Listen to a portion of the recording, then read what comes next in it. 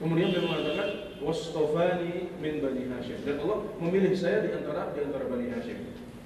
Jadi dengan kesepakatan para ahli sejarah, Nabi Muhammad SAW adalah orang yang paling mulia turunan nasabnya. Jadi ini perbedaan yang ada di antara masyarakat dan diakui dalam Islam, tapi tidak dijadikan apa? Tidak dijadikan patokan. Kita ada melihat banyak orang yang dia nggak pernah mengharapkan lahir dengan keluarga maling kan?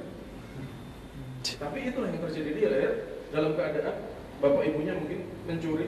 Di Lombok itu ada kampung pencuri, kampung maling. Seluruh ada yang dari Lombok ya, mohon maaf ini. Pelecehan. Bukan salah, dari segera contoh saja. Katanya ada yang seperti satu kali semuanya maling. Nah, seorang anak yang lahir di kampung ini tidak pernah berharap lahir di tengah masyarakat yang dianggap sebelah mata oleh orang-orang sedunia ini. Tapi itu ada perbedaan yang ada di antara manusia. Di antara perbedaan yang ada adalah perbedaan warna kulit dan bahasa. Allah Subhanahu wa taala berfirman, "Wa min ayatihi khalqus samawati wal ard wa ikhtilafu alsinatikum wa alwanikum. Inna fi dzalika laayatin lil 'alimin." Dan di antara tanda-tanda kekuasaannya adalah penciptaan langit dan bumi. Dan perbedaan lisan, maksudnya perbedaan bahasa dan warna kulit di antara kalian. Sesungguhnya pada yang demikian itu ada tanda-tanda kebesaran Allah bagi orang-orang yang mengetahui. Jadi perbedaan warna kulit. Ya kita alhamdulillah di sini, ya apalagi di Jeddah bisa melihat seluruh bangsa. Apalagi kalau sudah musim haji, ya. Dari yang paling putih sampai yang paling hitam, dari yang tinggi-tinggi sampai yang kecil-kecil. Yang dulu kalau di kampung suka diajak hitam katanya, hitam jelek. Suka diajak seperti itu, ternyata di sini melihat banyak orang yang lebih hitam daripada dia. Nggak ada lagi orang yang mengejek kita hitam di sini, ya kan? Perbedaan bahasa di Indonesia saja, itu menurut sebuah studi itu ada lebih dari 700 bahasa. Itu di Indonesia. Belum di negara-negara yang lebih besar daripada Indonesia, di Cina, di India, nah, mungkin lebih banyak lagi dari itu. Dan yang unik lagi ada juga beberapa negara yang tergabung dalam satu bahasa. Kalau kita melihat bangsa-bangsa Arab, dari ujung sana, dari Qatar, dari Oman, dari Yaman, sampai ke ujung barat sana, di Mauritania, di Maroko, negara-negara di Afrika Utara, di Syam, itu berbagai negara ya, puluhan negara terkumpul dalam satu bahasa saja. Mereka nggak punya bahasa lain kecuali bahasa Arab. Nah jadi kalau mau ngobrol sendiri gitu, ketahuan gitu loh. Di antara kita, kalau kita ingin rahasia kita diketahui orang lain, kita bisa yang orang Jawa sama orang Jawa ngomong Jawa, yang orang Sunda nggak paham kita. Tapi orang Arab nggak bisa seperti itu. Di setiap ngomong orang pasti paham apa yang dia ucapkan. Kemudian di akhir ayat Allah Ta'ala mengatakan, sesungguhnya pada yang demikian itu ada tanda-tanda kekuasaan Allah bagi orang-orang yang mengetahui. Dan ini adalah perbedaan lain yang ada di antara kita. Ada orang yang mengetahui, ada yang alim ulama, ada yang tidak mengetahui. Itu adalah perbedaan yang terjadi. Diakui oleh Islam, tapi itu bukan patokan dalam melihat siapa yang lebih utama di antara kita. Dan di antara tanda-tanda kekuasaan kita adalah, dan di antara perbedaan yang ada di antara kita adalah perbedaan dalam masalah rezeki, perbedaan tingkat ekonomi. Allah Ta'ala berfirman, "Allahu faddala ba'dakum 'ala ba'din fil rizq." Dan Allah melebihkan sebagian kalian atas sebagian yang lain dalam rezeki. Ada orang yang sambil ongkang-ongkang, hartanya bertumpuk-tumpuk.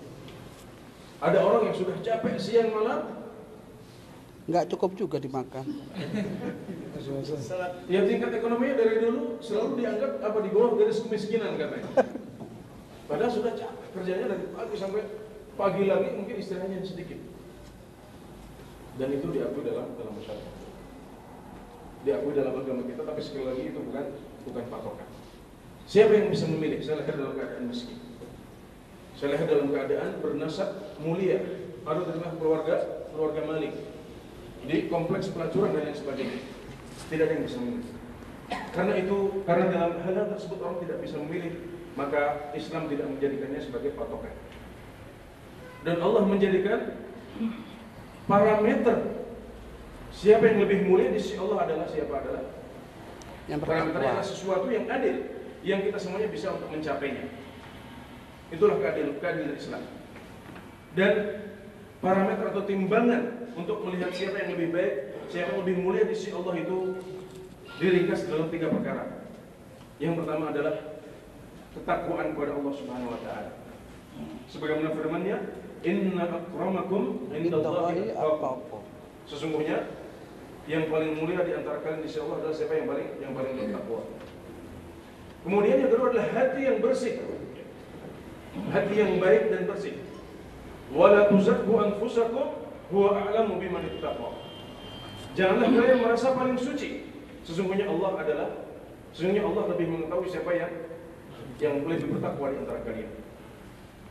Dan timbangan yang ketiga adalah timbangan amal saleh yang benar dan banyak.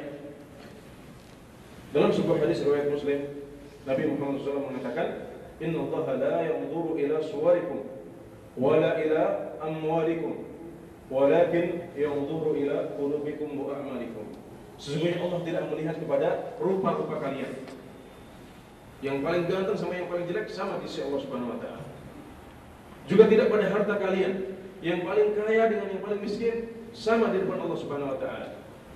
Tapi yang dilihat adalah walakin yanzuru ila qulubikum wa a'malikum. Tapi Allah melihat kepada hati kalian dan juga melihat kepada amalan kalian.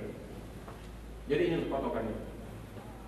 Takwa kepada Allah, hati yang bersih, kemudian amalan yang benar dan banyak.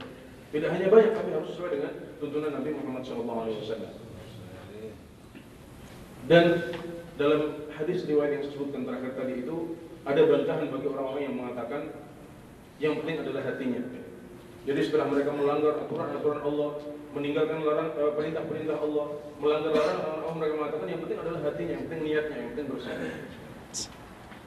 Nah, karena yang dilihat bukan cuma hati, tapi juga amal kita dilihat. Amal kita juga dilihat. Jadi inilah patokannya.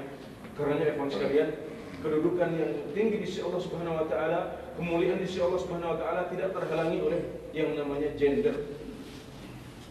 Wanita punya hak yang sama untuk menjadi orang paling mulia di sisi Allah Subhanahu wa taala. Demikian juga laki-laki. Allah taala berfirman, "Man 'amila shalihan min dzakarin aw untha falanuhyiyannahu hayatan thayyibah wa lanajziyannahum ajrahum bi ahsani ma kanu ya'malun." Barang siapa yang beramal saleh di antara kaum pria maupun kaum wanita, wa huwa mu'min, dan dia dalam keadaan beriman ketika beramal, maka kami akan berikan dia kehidupan yang baik. Dan kami akan berikan pahala kepada mereka dengan kebaikan apa yang telah mereka kerjakan. Dalam hadis riwayat Ahmad dengan sanad yang hasan, Nabi Muhammad SAW mengatakan, "Idza shallatil mar'atu khamsaha wa shamat syahraha wa hafizat farjaha wa ata'at zawjaha, qila laha adkhulil jannata min ayyi abwabiha syi'ti." Kalau seorang perempuan itu sudah sholat 5 waktu yang wajib, kemudian sudah puasa pada bulannya, yaitu bulan apa? Bulan Ramadan. Kemudian menjaga kemaluannya dan taat pada suaminya, akan dikatakan padanya, silahkan masuk surga dari pintu mana kalian mau. Silahkan terserah. Sama. Ini untuk kaum wanita. Nggak ada penghalang. Jadi nggak perlu adanya gerakan emansipasi wanita. Nggak perlu ada gerakan persamaan gender, karena Islam sudah sangat menghargai hal itu. Islam menyamakan, nggak ada bedanya antara laki dengan perempuan.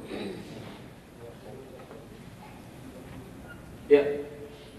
Kemudian kedudukan yang tinggi di sisi Allah Subhanahu wa taala tidak terhalang oleh darah yang tidak biru.